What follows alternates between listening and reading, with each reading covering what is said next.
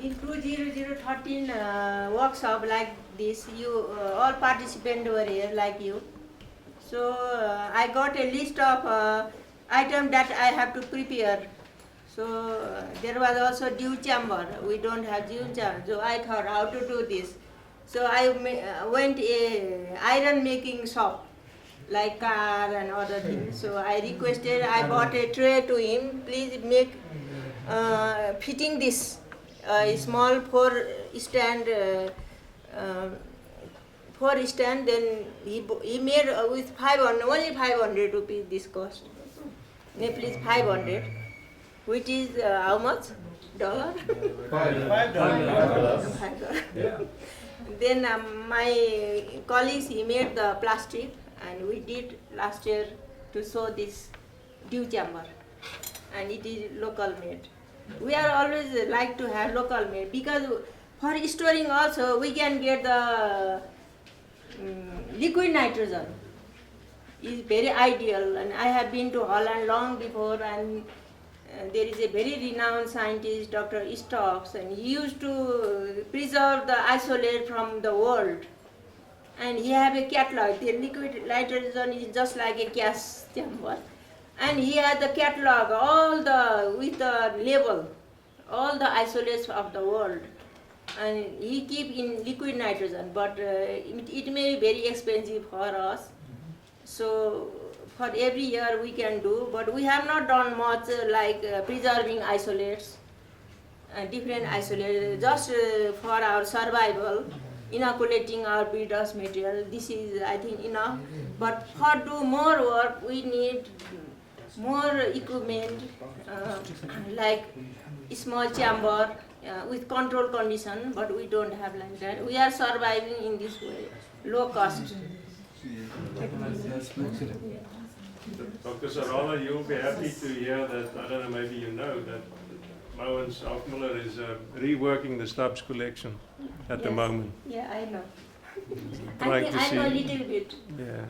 So that collection is still very valuable in a global context. It was very valuable, and I worked there for 4 months, and at that time we evaluated our materials there. Maybe in the SARC tomorrow, I think we are reviving the proposal roundtable discussion, reviving. At that time I was invited for 4 months, and I worked all the material. I tested, gene postulated, I did the race analysis, with the same isolate that was preserved. Maybe next time also, if one or two, any scientist from SAR country can get this type of opportunity to go and stay with the big scientists, work for 4 months, it will be last long. Yeah. That work was with the Simla and that Wageningen work. I am working till now. Maybe next generation, if they get like this, they can also be working for, it may be durable also. We want to have durable rust pathology. So I think it is all for rust inoculation, storage, and inoculum multiplication, like that. Maybe we also want to show the barberry work, little bit, yeah? Yeah. Barberry.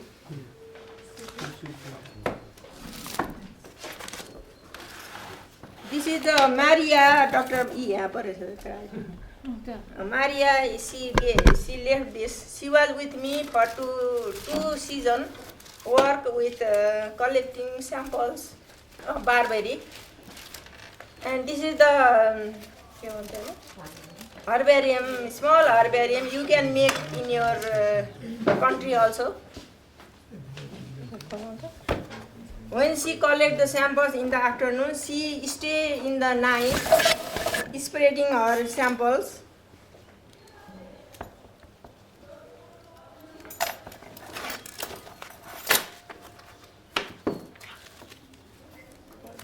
This is the glycine bag she used to collect, label all these things, put the samples here.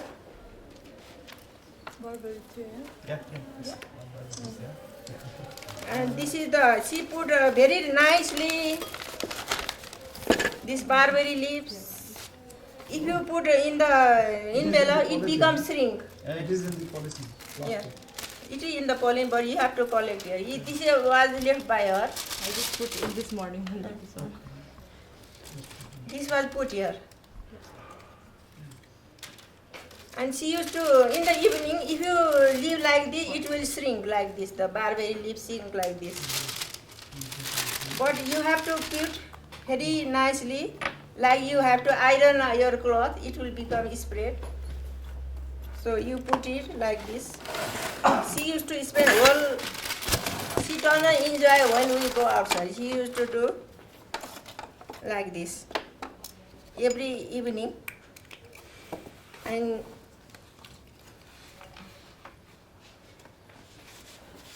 this is what she used to do. Then it will be pressed nicely.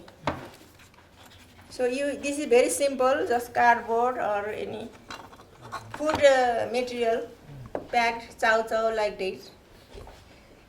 Then you can make by a low cost.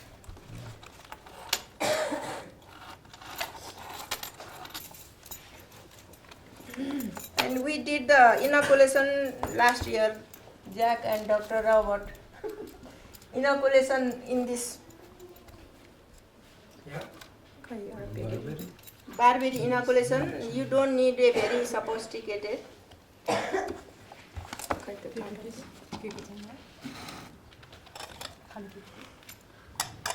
This is water agar. Water agar. And this is the empty.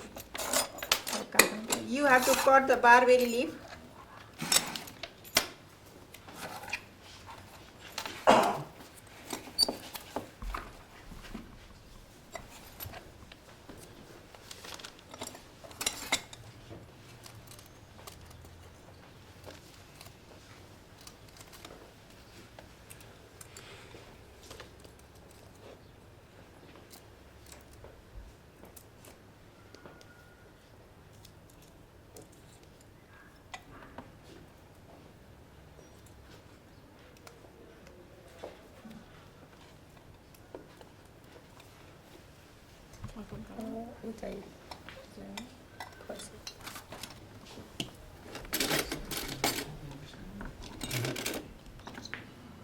So this is the water agar. You can put the barberry leaf here.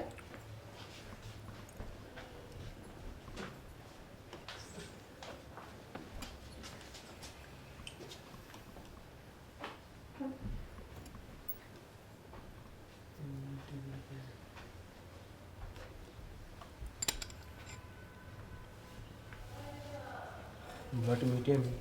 Water medium? agar. What? So you can take one of these. There was half cottage somewhere. Total. This one.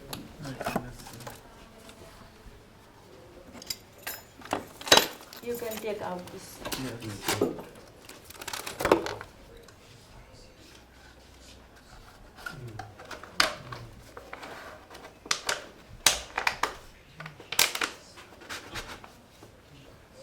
So the SEO spot is down. You see?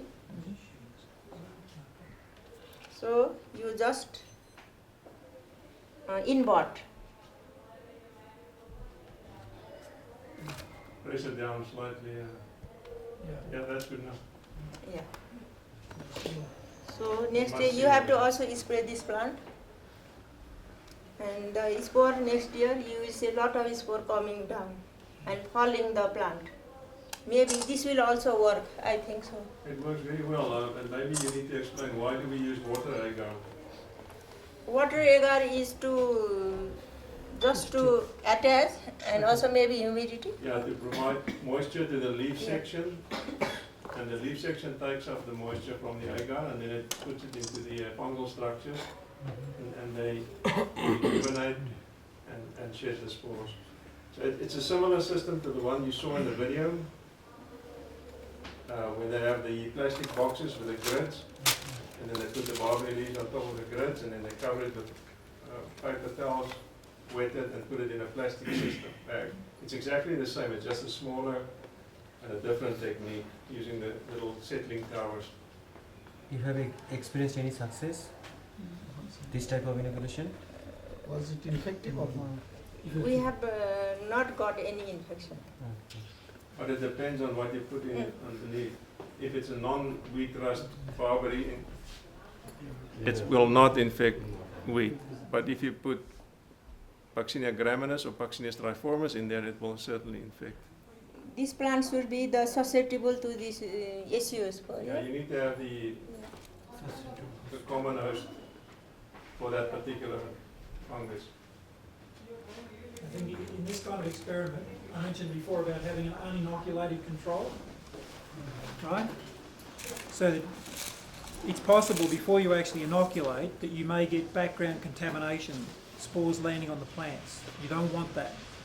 You need to have some way of measuring that, and that's by including an uninoculated control. I think that's even more important when you're doing these inoculations with ECO, because if you get stripe rust come up on those plants, for example, and it's from contamination, you're going to get the wrong answer. You're going to think it's stripe rust on the barberry when in fact it's just background contamination. So I think in an experiment like this it's even more important to have an uninoculated control.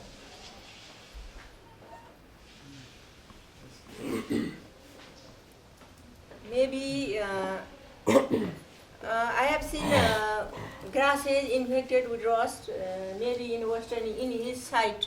He has a lot of barberry infected with in Solium here. And there are some weeds also, weed, infected with rust. So he can try. He can collect the seed of that weeds, and you can make this pot like this, and you grow many grasses and try this. He can do. Yeah, I mean, this is what Dr. Jim found with stripe rust on the barberry. I mean, the rust he found originally on barberry was not wheat stripe rust. It was stripe rust of Poa, right? Poa pratensis. Poa pratensis. So he found the ECR on the barberry. He didn't know what the rust was, but he saw Poa pratensis growing around, and he suspected that that's what it was. So he tried to infect the Poa, and it worked. But that then led him to suspect that maybe barberry was also susceptible to wheat stripe rust. And so experimentally then he showed that. But yes, it was initially a grass rust that he found. In China, they are very successful in establishing rust in wheat. They have found 17 species of barberry that can infect the wheat. But we have not done much because we are very poor, less manpower, and we have to. We are not working only on barberry, but we have to do in other field work also. So we are not successful, but we have to test a huge number, according to Dr. Hodgson, he said, huge number of sample to test if it is really a wheat rust infecting. You were telling about Maria. How many samples she collected or she tested? She stayed 2 weeks here, 2 weeks. very few. One from DRRW and one from Godavari, where we went. We have mapped several places, and Nepal hills is full of barberries. So Terathum, Dhankuta, and then Dolkha, Sindhupalchok, Kavre, Kathmandu, and then Western Hills. So right now we have from this year, we are going to send more samples and we'll collect more samples. Although you will see just after our tea, we'll go to that lab also, and then where we do the barberries, how we inoculate. As I have shown in the slide, we'll do there. And you can see the practical